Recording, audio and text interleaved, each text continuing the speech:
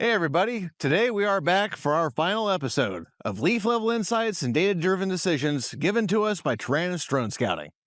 Now, if you haven't seen some of these original videos, I'll have them linked in the bio. You can go back, watch all of them. You're gonna need them because you're gonna need the context before we do our last video to sum up how our season went.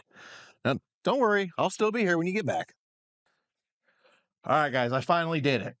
A music major has officially solved the Birch and Swinnerton Dyer conjecture.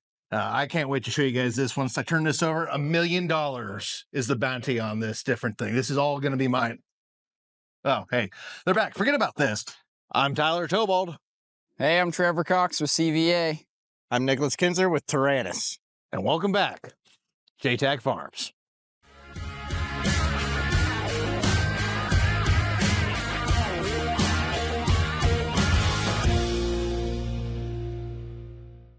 First field we're looking at today is the File Hill. Yeah, about that. Trevor, what do you see out here? Nothing. Yeah, we had to chop this field. Now, if you look at the overall metrics of this field, we did everything right. As far as nutrition goes, good looking field. As far as pests go, we took care of those during the growing season. Weed pressure, again, really good. We took care of that during the growing season. No diseases to really have to worry about either. As far as caretaking this crop, we did everything right. Problem was, it got so hot and so dry during pollination that like 5-10% of this field pollinated and the rest of it didn't. It's so damn hot. Milk was a bad choice.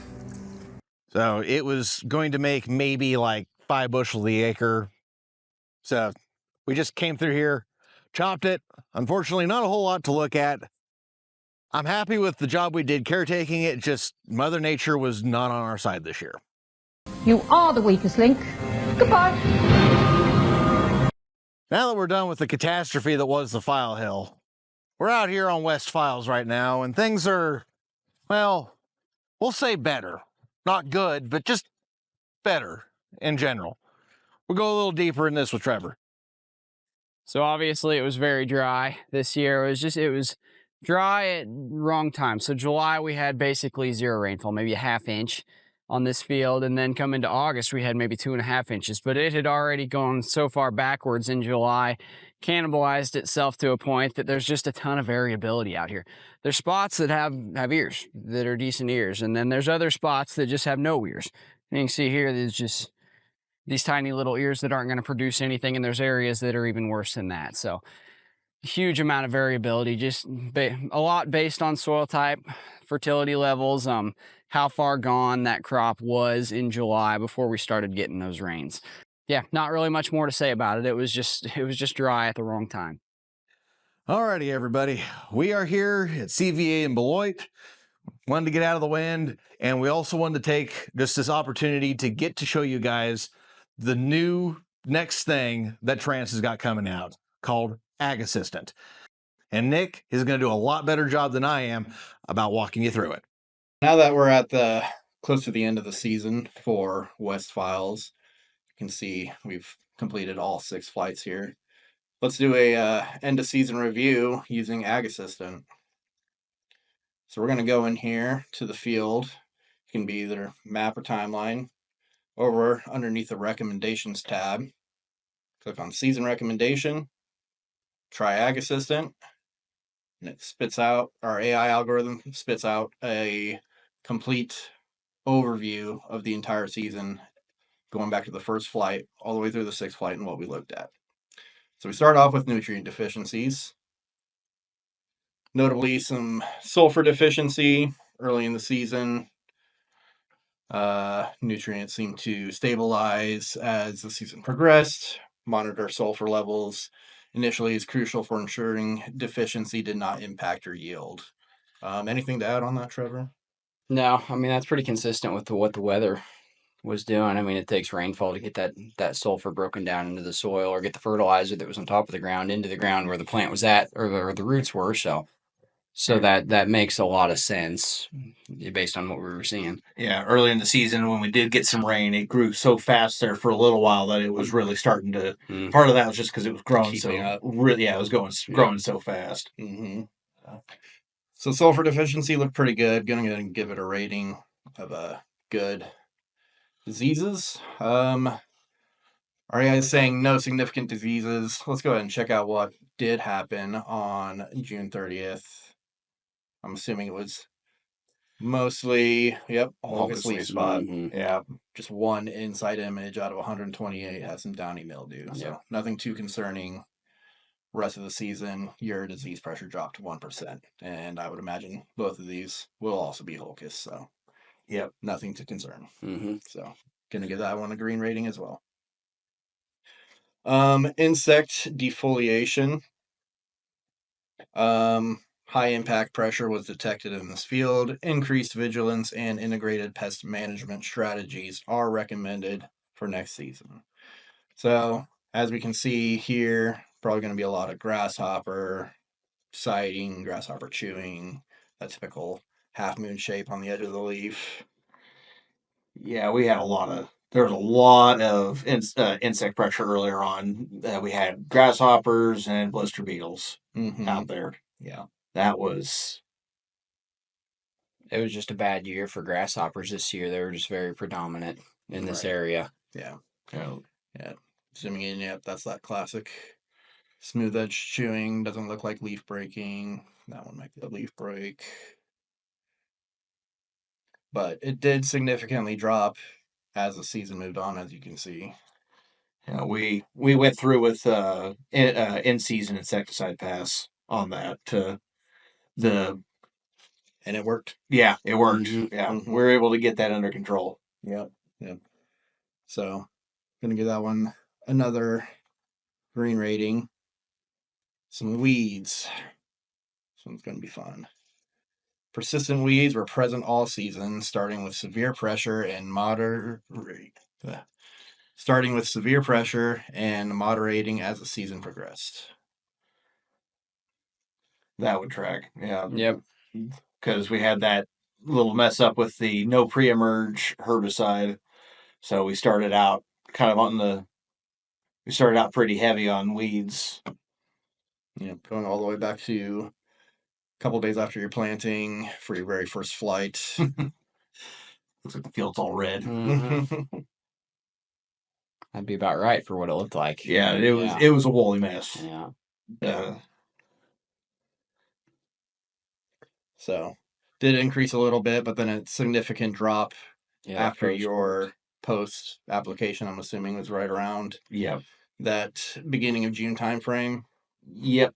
So. It had been right before then. So yeah, it took care of it. And I mean, even some of the weeds we were seeing in that flight, a lot of those they were just not fully terminated yet. They'd been, you could tell that they were just brown, wilty, and curling over, but there was still a few green stripes that the cameras were catching. So they were done. They just hadn't got the memo yet. Mm-hmm. Right. And as that AI works, is it sees that green, and that is a live weed. Yeah. So presence of volunteer corn, pigweeds, barnyard grass. And then, little side note here, strains of pigweeds resistant to atrazine have been found in Kansas. So, just something to keep in the back of your mind for your herbicide program. Mm-hmm. Yeah. All right. And then, going all the way back to the beginning of the season, your stand count. So, first one started out at 79%.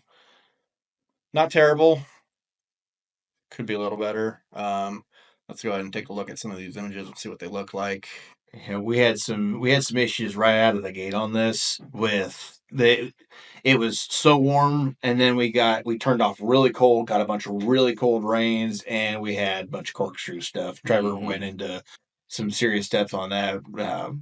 You can tell better than I can. Quite a bit of leafing out underground just when it got so cold with those rains. It causes a lot of that leafing out, a little bit of crusting, but it was mostly just that cold causing that, which was the cause of this. So Right. So in the second stand count did get a That little bit second better. stand count, though, 92%. There were some of those that had leaked out underground. There was a few of them that were surviving, that were finding a crack and making their way through. So it recovered better than I expected from when we were out there the first time. Yep. So stand count, nothing to worry about. Weeds, maybe a slight concern. Yeah, I got some concern going into next year. With the stand count, the other thing we did notice was a bunch of skips and a bunch of doubles. Mm-hmm. And the guy that did our corn planting for us, I reached out to him, like, "Hey, I think you're going to need to take a look at your meters.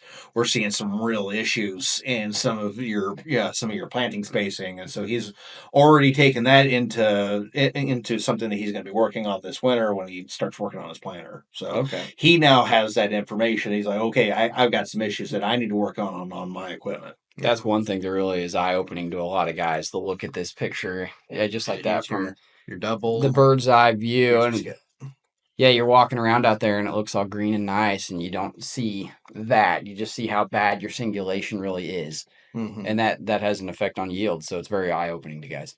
Yeah. In general, what do you think of the overall season score for this field? As far as management and caretaking the field goes, I would give, if we take Mother Nature and the fact that we weren't getting rains when we were supposed to be getting rains, as far as management wise, we did a great job this year. We were able to spot problems fast. We started out with a great nitrogen program right out of the gate. We did variable rate nitrogen, variable rate planting populations. Both of those, I think, worked out in our favor. We had no nitrogen issues throughout the entire season, so we were doing very well on that. When we found our insect problems, we were able to, we found that, we managed that. We had our post-season herbicide or our post-herbicide. We managed our weeds. So now we just need Mother Nature to cooperate with us. And that's just something that she didn't want to do for us this year. Right. Yeah, I would agree with that. If I had it to do over again, I'd probably do the same thing. I might, pray for rain a little harder. Yeah. Definitely a good year overall, though, I think so. Yeah. Now going into next year, we've already got things lined up. We've already seen some issues that we're going to have to take into account before we even plant a thing for next year. Now we know we had some weeds that still escaped through. We've got some things that we're going to have to be mindful of. So I already know what's out there before I even get the drill out and start planting next season. The speed aspect of this is what I like. Instead of us going through flight by flight and picking it all apart, this kind of does it for us and makes it nice and quick and easy. Yeah. And it gives, especially for those bigger operations where they've got so many fields and they forget, did this field have the bad weed pressure, this or that? You can just break this down and it's very simple. So then you can have a better game plan going into next year. Yes. Yeah. I think one of the best things about this is it's able to help you remember things that happened all the way back in, we're here in mid-September. It's hard to remember exactly what, like the corkscrewing on those seeds in the ground that still poke through. Yep.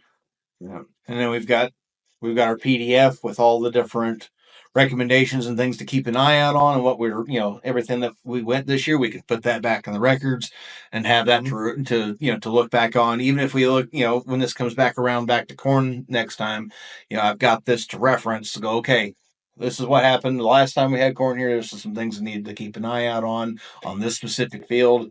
I've already got this at my disposal when I'm making my management decisions for the next time this comes back around. Mm-hmm. Exactly. Yep. Yeah, you can print this off. This is yours to do what you want. Keep it as an electronic file. Anything. So awesome. I like it. I think this is going to be a real game changer for people. Yeah. As the technology on this continues to develop and mature. I think this is really going to help streamline the conversation between your advisor and your grower. Yeah.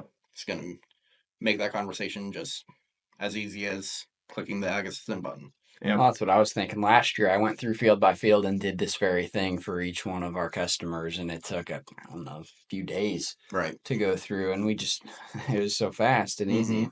Yeah, just bam, done. Yeah. Yep. Makes you more efficient, makes me more efficient. In the end of the day, time's money. Exactly. Yep, I like it. Time is the most precious resource. Awesome. Now you have a consolidated, clear-cut report, free of bias, but it is all just neatly wrapped up in a bow, so you can then look at all that information before going out and planting next year. So I really want to thank Trevor with CVA and Nick from Taranis for coming out and helping me close out this final episode of Leaf Level Insights and Data-Driven Decisions from Taranis Drone Scouting. Getting to look at all the data on our screens and on our apps, and then comparing it to what we're seeing out in the field to show that what we're seeing on our phone is the same thing as what we're seeing out in the field was really helpful and really interesting. And to be honest, I learned a few things while I was at it. And Nick, having you out to talk about the different things with the new AgAssistant, I think that's an amazing feature. I think there's a lot of potential for the future in that. I look forward to seeing what more comes of it.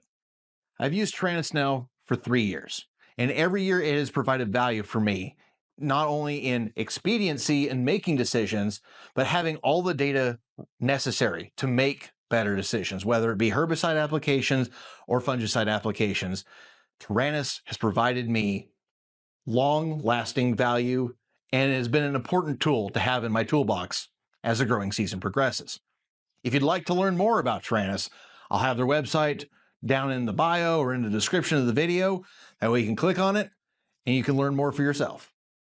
While I got you here, easiest way to help out my channel, like, share, subscribe, leave a comment down in the comment section. If you have any questions that you want to ask, hit me up. I'm usually pretty good about getting back with everybody in the comment section.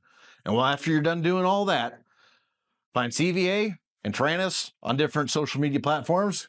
Give them a like, follow, or subscribe too. Hope to see you back next time. As always, thanks for stopping by.